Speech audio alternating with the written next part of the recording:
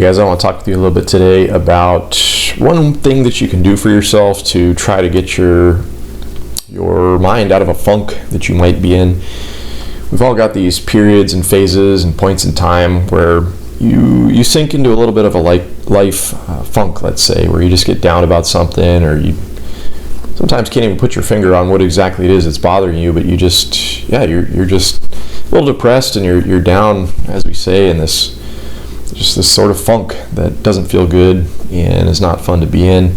And a lot of times when we get into this mode of life, we tend to probably do things that aren't helping our cause. Like we'll barricade ourselves inside our house. We won't go out. We'll just kind of be alone, or you tend to get into this, what I call like this sedentary mode of life, where you're just kind of sitting there, and the funk, I think, tends to fester when you do that.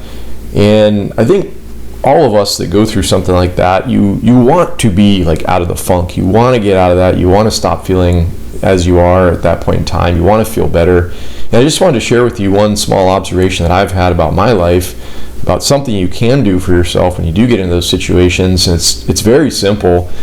I encourage you to try this next time you recognize this sort of thing happening to you in your life. But as I said, it's a very simple thing. All you've got to do is just move your body. Just in many different ways you could apply this, but it could be something as simple as just leaving your house. Like, move your body. Just get out of the house, go for a little walk, go to the grocery store, go to the department store, go to the coffee shop. Like, just physically move your body. Go work out, go for a run, go for a hike.